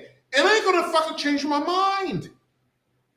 All right, producer Reed Williams. But we do have, before we read Williams, Allen's. We got Allen, but we got a really good comment from Megan. Megan's back. Okay. What with the attorney? We lost him a minute ago. Oh. And she said the attorney was wrong about the Democrats wanting to spread slavery to the West, and that Abraham Lincoln was the first successful Republican nominee president. And of course, Lincoln went on to be a pivotal historical figure in the abomination of slavery. And yes, I agree. I totally 100% agree. But most people don't really understand that shit because it's been flipped now. The slave master don't have overalls on no more. That's right. He wears a tie. That's right. And he plays games with our lives like we're just fucking pawns. So what they don't like about Trump is that Trump's already a billionaire. And you can't fucking hold him accountable. You can't fuck with it. Now their money is tied to our tax dollars, how they use our tax dollars. But Trump's like, hey, listen, I already got my money. I don't need y'all money, but I'm going to give it to you how it's supposed to be. BJ Allen says, I want to be honest with y'all. If the Democrats had something different to offer, then I might consider voting for somebody other than Trump. But if you can't paint a banana purple and call it something else, I agree, you can't. It's the same shit. Biden old ass. Listen, y'all, don't get me started. Biden old ass couldn't handle it from the jump, and now he's sick. He got to step down. Bullshit. That motherfucker probably died 3 months ago, and they had somebody with a mask on playing him. Who fucking knows, right? But to put her right back in the situation, gas prices will be at fucking $10 a gallon. Y'all keep fucking around. If you I'm going to tell you what, and then we're going to get into Mitch, one of my other co-panels. I'm going to tell you this, Kamala, if you're ever watching this. Hey, girl. Black people aren't stupid. You ain't stupid. I take it out. And it is, we have a brain and we're no longer falling for that stupid shit. Okay? That's all I'm going to tell you. We have a brain and we see what's going on. It doesn't make us Uncle Toms. It doesn't make us sellouts. It makes us smart. God gave me a brain. God gave Player a half a brain. I got half, but I use that to the fullest. But he uses it to the fullest. Yes. All right? So don't knock me calling me Uncle Tom and all this other stuff because I went on a national news platform and told the fucking truth. But do people know who Uncle Tom really is? Uncle Tom was a goddamn hero. Who? He was a goddamn hero. Uncle Tom. You know Uncle Tom? Give me the speech real quick. You never read the story? I never read the story. Jesus Christ. I'm not going to explain it now because there's a lot to it. But Uncle Tom was a good dude. The slaves just didn't think he was good because they had no idea. That's why they call black people Uncle Toms like that. Uncle Tom did what he did to try to free and help black folks, but they didn't understand what he was doing. But in the long run, he did something positive. Fuck it, I'll be Uncle Tom then. That'd be a motherfucker. Call me Uncle Tom. Go ahead and roll the video. Oh, hold on. Stop. Oh, Vanessa. Whoa, Vanessa. Pull up Vanessa. Click on Vanessa. Pull up fucking had Vanessa. something to say. Black people have been programmed to think that if you're black, you're supposed to vote Democrat. Our people need to learn our history. The Vanessa. Dems. Yes. Thank you, Vanessa. Good statement, because that's what a lot of black people do not understand. Awesome statement. That's why I say we're gonna probably get canceled. I need everybody, when you're done, go to askacop.live and register there. Because when we go live, you'll be able to get the registers. But I still don't think we're gonna get canceled because I hope not. I still haven't said faggot yet. Triplet for president and Player for vice president. Let's do it. Now. Hey, if you think this country's going to hell in the handbasket now, you should put us in office. You're a real nigga. You're a real nigga for that, Daryl. Run the police chief, my boy. Yes. Okay. Yes, all right. Go ahead and run the video. Going after the Harris campaign, going after some in his own party is the most effective way to reach out to voters like you. If so or if not, what would you suggest to his campaign at this hour? So I would suggest that he go after her campaign. This is politics. This is a presidential race. I just think he needs to go about it in a more tactful way. He's spent a lot of time in the last, week or so, kind of targeting her identity, whether she's Indian American or whether she's black. And it just doesn't seem to be an effective strategy. I think a way better strategy would just be attacking her plainly, simply on her record of radicalism in the Senate, on her record of radicalism as the vice president, whether it's her support for Medicare for all, Green New Deal, her record in crime, her record as the border czar, as the VP. I mean, Trump has the luxury, I think, in this election cycle of being able to appeal to the median voter in saying, you're with me on these issues more than you're with her. Not every election cycle does the Republican have the ability to do that. Oftentimes the median voter just ideologically is going to agree more with the Democrat. But Trump, not in every issue, but in aggregate, Trump has her beat on the issues in terms of what voters care about, immigration, the economy. So if he just sticks to that and demonstrates Kamala Harris's record of radicalism, all of her conversations about equity that she constantly promotes, I think that's going to resonate with voters a lot more than, unfocused attacks about her identity, her background. So he should be going on offense, just not in this way. And that's very interesting. So it sounds to me, and I see Daryl nodding at all of this. This is fascinating. When you say that, Mitch, when you say that he is winning on all of these issues, and I apologize, we're a bit short on time, why are you still saying that you're an undecided voter if you feel like he is the clear winner on the issues? Is it style points that make you fearful of voting for Donald Trump to be the next president of the United States? And if so, what concerns you the most about him holding that high office once again?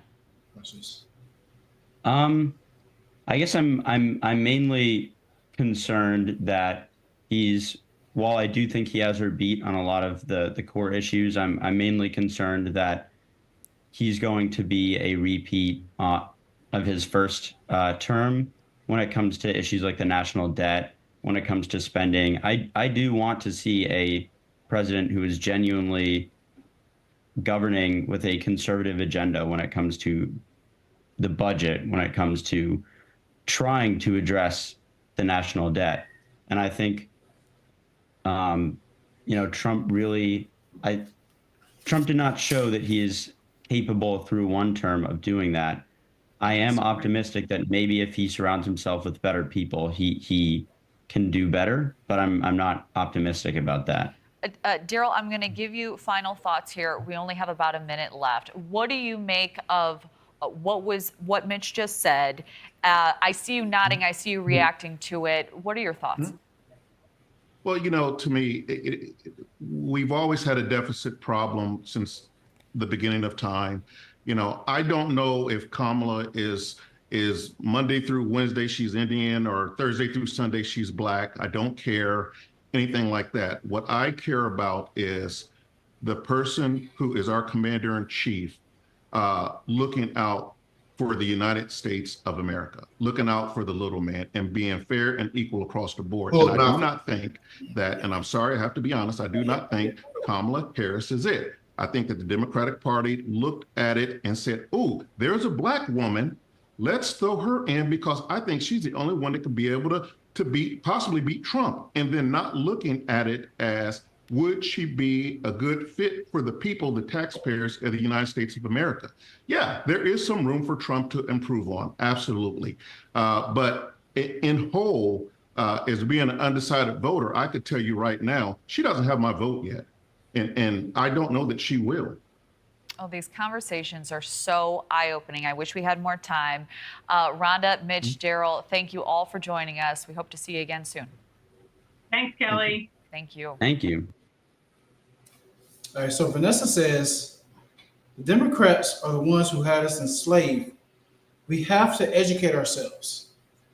I agree. But Tripp, go ahead. I know you got to say something about the interview. So, here's the thing. Brother Malcolm, thank you. Read that from your producer. I can't see it.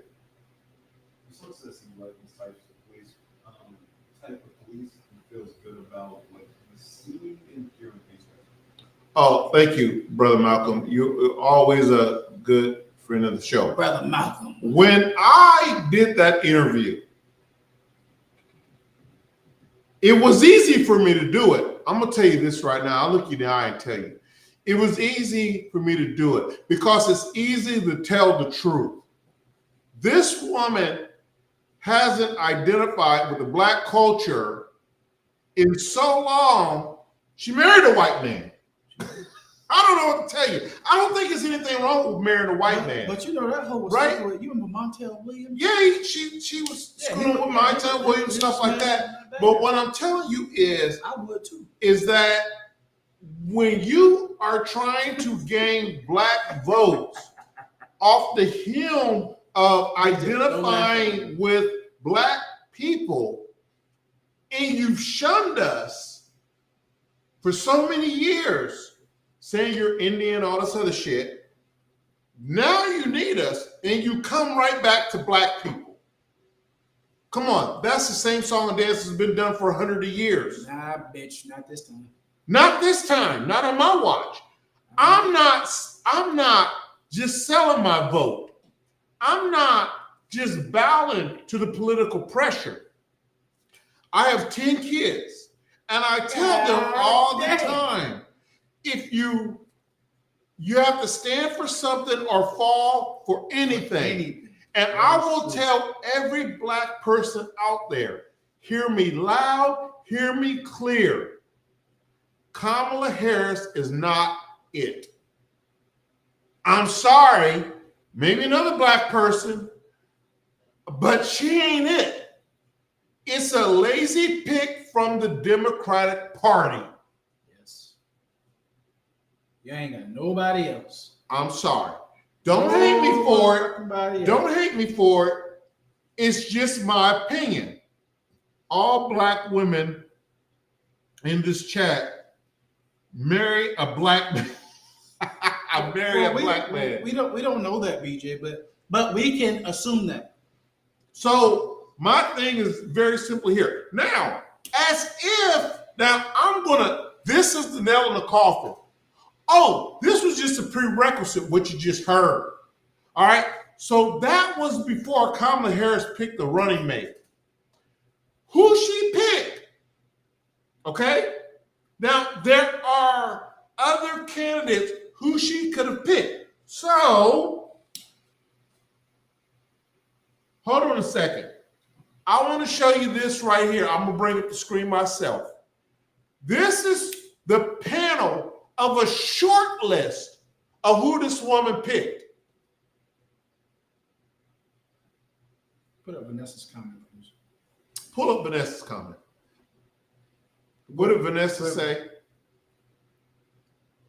What did Vanessa say? I can't see She it. says, as a people, have our lives ever been improved in any significant way with a Democrat in office? Nope.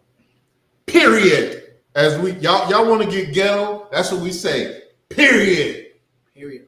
Because I'm telling you, the Democrats, the agenda is let's control the people. That's right. Let's face it, people. Y'all say, okay, let's go back to our craft, right? You see how y'all act when we as the police try to control you guys. People don't want to be controlled. We want to be free. We want things to flow correctly and flow the way they're supposed to be. Conservative agenda, let free trade be free trade. Now, free trade says, somebody says, well, the rich just get richer. Okay, if you get your lazy ass up and work a little harder, you can have some money too. Then you can be rich you can have too. some money too. But if you got a whole party that's saying, well, let me give you this welfare, let me give you this check. And don't worry about nothing else. Don't worry, because if you make too much money at your job, continue to smoke weed. We're going to take the money back. Continue to do drugs. Continue to kill each other. Yes. Continue to shoot Pookie and Ray Ray when they piss you off. Yes. But when you have a party that says, let free trade be free trade, the harder you work, the more you get. The Democratic Party says, the more you don't do, the more we're going to give you not do. Because guess who pays for that? The taxpayers. You lazy ass people who don't want to work, don't want to do shit. You just want a handout. We pay for that shit because your lazy ass ain't working. And I'm over here busting my ass. I got 3 kids. I'm busting my ass taking care of my kids, but I got to take care of your lazy ass. You got blood tests on those kids? I do. Okay. I do. Right. 2 of them, but the third one. The third one is questionable. It's questionable. It's questionable. It's a question mark on him. But the bottom line is still, that's what the Democratic Party is about. Like I'm saying, Trump might say some dumb shit, but it's dumb because, once again, I'll go a step further. That stupid shit when the U.S. stepped in and, helping Ukraine and all these other bullshit, and Putin was like, do it if you fucking want to. I'm a firm believer the only reason why Putin hadn't said shit over here is because of Donald Trump. They had a great relationship. They politically, business-wise, they had a great relationship. So who gives a fuck what he says? Pull up Vanessa, because that's going into our next clip. Vanessa says... Vanessa's on it. Now, I don't know... Hold on. I don't know Vanessa, but I love Vanessa. All right? I love Vanessa. Because Vanessa is reading my motherfucking mind. What she said? Let me see what she said. Vanessa says all her potential picks are white men. Oh. She couldn't find not even one of our men to be her running mate. Enough said. Enough fucking said. Now, Vanessa, you on it. Vanessa, I love you. I don't even know who you are. You get a free coffee mug. You get a free fucking coffee mug, Vanessa. Hit the info@askacop.live. Send your information. Send it, and you gonna get a free fucking coffee mug. The other person who got the question right, info@askacop.live. Send your information. You're gonna get a free T-shirt. Vanessa, hold on, baby girl. I'm not done with you. If you notice, I'm going to tell you the state of mind of Kamala Harris. All the men up there are white. Now, I don't have a problem with that per se, other than the fact you trying to push the agenda of I'm so black and proud. There ain't a black man up there. She could not find one black person in the United States of America to be her running mate that she would even fucking consider. All right? Go to the next slide. I did. I found one. I ain't even in politics like that. I found one. He said, I ain't even. I ain't even. That's an Atlanta talk. Pull up the next. What we got here? What we got? Well, Westmore, who is the first black governor of Maryland. Look at that. Look at that, Kamala. You could have even entertained. I'm not saying pick. I said entertain Westmore for vice president. He didn't even make the fucking short list. But you want us to believe that you for us and you want our fucking vote? Bitch, please get the fuck out of here. And all you dumb motherfuckers who believe that Kamala Harris is for you, take a look at that. God damn it. That's all I got to fucking say right there. You have a pristine governor of Maryland who has an impeccable record, he did not even make the fucking short list because Kamala Harris is not running this shit. Kamala Harris is a fucking puppet. And all of you dumb black people out there who vote for her, all right, just off the whim of she's in a Democratic Party, you're throwing your vote away. I'd rather a fucking fighter for American president than someone who's easily influenced like Kamala Harris. Trump may not be perfect, but that motherfucker fights. He fucking fights, and he stands on his own fucking ground. So Anthony Carr asks, what will Trump do for black people? That's an easy question. Go ahead. Lower gas prices, lower grocery prices, the real estate economy. The average nigga can't even afford rent right now. That's true. If you go back to his economy, you look at the numbers, unemployment was at a record low. That's what he would do for black Not folks. only that, when we were in the middle of a COVID crisis, when no one could afford anything, businesses was going out of business. Black businesses. The key word there is what? Black business. Was going out of business. Trump said, fuck that. Kill all this red tape and get these motherfuckers their money. Now, if you decided, hold on a second, if you decided to fraud the government and get money, we're going to deal with you later. So I don't want to fucking hear, well, so many people abuse the system and they got money unauthorized and all this other shit. Yeah, in a state of emergency, you got to do what you got to do. So, yeah, Trump lifted all the red tape for that shit and got black businesses, white businesses, money. So you mother lovers telling me as an independent that I'm an Uncle Tom sellout, this and that. And don't fucking push me. Because I'll start doing the fucking Trump dance. The Trump dance. I'll start doing the Trump dance on y'all ass. Please don't do that again. I'll do it. No. I don't fucking give a fuck. That's the wolf. The truth is the truth. So listen, we need a commander-in-chief who's serious about the American people. Black, white, or indifferent. You telling me, Kamala Harris, that you're running for the president of the United States, and the best person that you could think of to come to your opening is Megan Thee Stallion and Booty Clap? Damn stop. So we couldn't have picked any fucking body else. But Vanessa, which is one of my dearest, most beautiful, most wonderful friends in the whole wide world, she says we are so brainwashed. My brother's on here. We just thought Lefty had a couple other comments. I didn't see them. We couldn't pull it. I seen it, but the comments be coming in so heavy.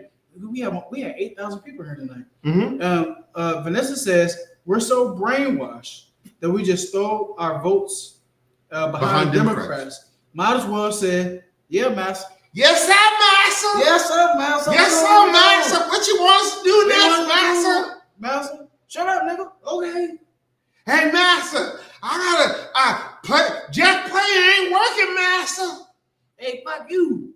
Well, wait a minute. I'm light skinned. I be a house nigga. You be a house nigga. Dark skin. You be outside. Oh, I'll be out there in the frame. My hands be all fucking cut up and everything. Listen, if Daryl was a slave, he'd have a 32-inch waist. But hey, people, I want to tell you, pull up Lefty's comment. Pull up Lefty's comment. Thank you. Thank you. This is my brother. He knows me better than anybody in the world. We grew up together. Lefty. Yep. That's right. my Lefty. You brother. left-handed? No, he's not fucking left-handed. I don't think. I don't know if he's left-handed or right-handed. I don't know, but that's my family right there. And thank you for the support. Because Lefty, I know. Lefty, put in the comments why they call you Lefty. I'm just curious. Let me tell you something. There's so many people in my family who will not talk to me to today. What the fuck you did? Because I did that news interview about Trump. Oh, fuck. And they said, hey, F you, all this other stuff. So I don't give a fuck. All right. If you don't like me because of my viewpoint, I still love you. All right. You don't have to love me. But do we? We don't. Yeah, I do. You good. I do, because I believe that everybody has a right to have their own thing. Ladies You have a right to think how you think, and I have a right to think how I think. But you can't bully me. You can't bully me. I'm like Trump on that aspect all day long. Motherfucker, you can't bully me. I'll look you in the eye and tell you, you can't bully me. You can't internet bully me. You can't fucking physically bully me. Into believing something I fucking don't. Nobody's trying to bully you. I need a drink. He had a flashback from elementary school. No, these motherfuckers coming after me online. Yeah, I know they are. But you got to stick with it. You was on national TV. Someone said I'm sick. Hold on. No, Leonard Seymour Sr. said, you sick. You sick, massa. In the voice of a Negro plantation Negro. Yeah. You sick, massa. Hey, I'm gonna tell you this. I'm gonna tell you this, Lonnie Moore, is that I may be sick. He ain't talking to you because you would never talk to Massa. You be at the fields, your black ass. Right. He talking to me. I be in the house. Okay, wait a minute. He said, no, you sick. We sick, Massa. The voice of the plantation Negro. He's talking. Is he talking to me? I think he's talking to everybody. Oh, okay. Every black person. I'm gonna tell you this here. If you are talking to me, and I don't know if you are or not, I may be sick, but I know one thing. At a time not sick like that. He's saying like you don't get it. No, I don't get it. Fucking God. He's not saying you sick like a bad thing. He's reiterating the the master comment. Oh, okay, all right. That's fine. But what I was going to say is that if I'm sick, then I know this here. The people who did for me at the lowest time of the American economy when COVID hit helped me out. Pull up. So he said it. So meaning plantation Negroes agree with everything Master say. Yes. That's what he was trying to say. Yes. Yes, Lenny, yes. I agree with what you were saying. Yes, I agree. Yes. But we have to break out of that shit. Because that's and the only way we break out of it is shows like this. Oh, well, wait. Because people say, well, what does the political arena got to do with Ask a Cop? I'll tell you. When you talk about the safety of our borders and letting everybody into our borders, it has a direct effect on our crime rate. It does. It does. I'm sorry, it does. I love everybody. Yes. Ladies and gentlemen, last comment from N. Williams. And this goes along with what you just said, Lenny Moore. Lenny Moore. N. Williams says, I think at this point, as Black people, we should just come together, officially boycott the presidential campaign. That's the only way things are going to become necessarily changed. I so agree with that. What happened now? What happened? Jesus Christ! I've had too much Wolford. Jesus Christ! I'm gonna read it again. We had 2 hours. All right. All right, go ahead. N. Williams says, I think at this point, Black people should just come together, officially boycott the presidential campaign. That's the only thing that's going to get bring the necessary change. The only problem with that is there's so many of us who are brainwashed who think Democrat, that it will no matter what happens, they want Democrat. And it's not that simple anymore. Back in the 20s, maybe. 2024, it's not that simple. You was back there. I've got somebody right now who's dear and near to me who won't fucking talk to me because I have a difference of opinion. And if you're trying to bully me to profess my love to you because of a difference of opinions over political views, that's exactly what the Democratic Party does. Yes. And I won't do it. As a Black person, Alan said. Pull up Alan. We gotta go. We really gotta go. Yeah, I know. We're over. We keep goddamn going.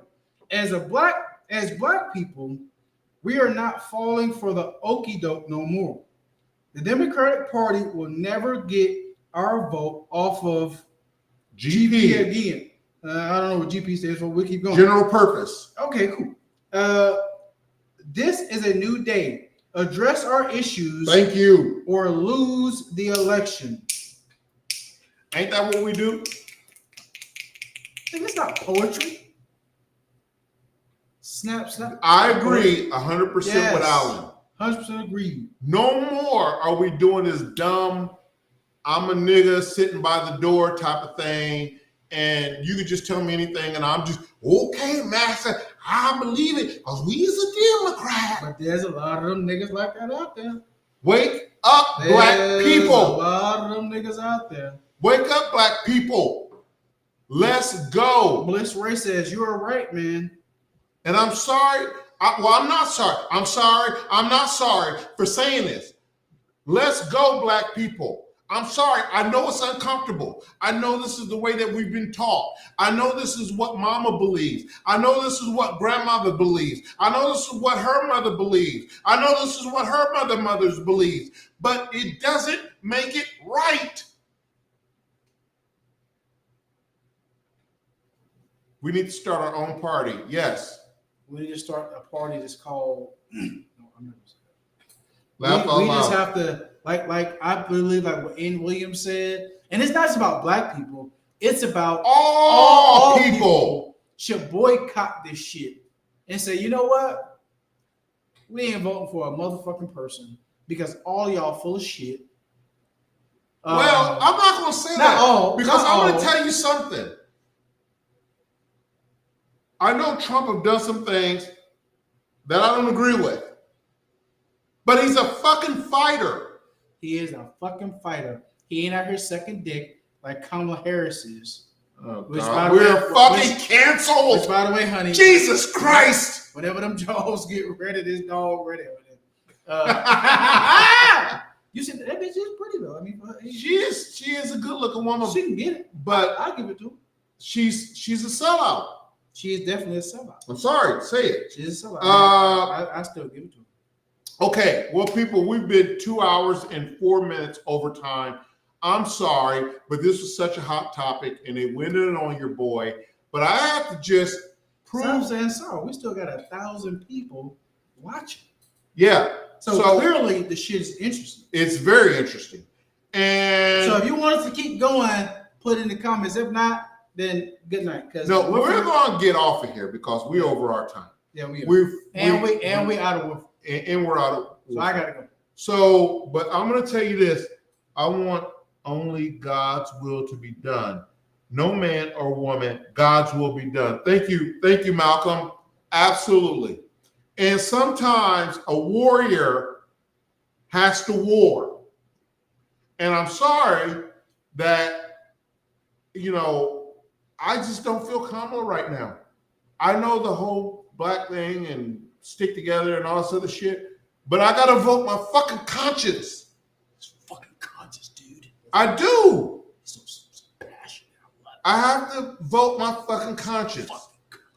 So if you like the show, if you feel the show, share it with your friends. Share it with your loved ones. Right now, buy some merch, buy some t-shirts, buy a coffee mug, anything to support the show. So we can keep on going. So we can keep on going, because Pookie over here. All right. We got to if Kamala felt that strong about black people, there's other picks that she could at least entertain. I'm not saying going with, I said entertain. Entertain. And she didn't even do that. So anyway, this is our time, people. Hey, but can you think Obama ran 2 times for president? Do you think that bitch could have brought him on? Vanessa says she's black when it's convenient. She's not really down for the cause. I agree with you, Vanessa. Vanessa, God damn it, you have come through tonight. You have. I'm not gonna lie about that one. Vanessa have come through tonight. Let me tell you about Vanessa. Vanessa, like I told you, she is one of my dearest friends from back home. Beautiful soul, beautiful woman. She is great. Vanessa, I love you. Tell Grandpa, say I love him too. Absolutely. She's gonna cuss me out after the show. But yes. But yeah. So anyway, people, this is our time. We're 6 minutes over. We schedule it for an hour. We always go an hour and 45 minutes over because of so many comments. Now we're at an hour and 6 minutes and 59 seconds over. So we got to get off of here, people. But I want to say join in next Thursday, same time at 8 o'clock. What do you guys want to hear? Right. Like, chime in. Even though the live show is over, comments are still open. Yes. Chime in. What do you want to talk about next week?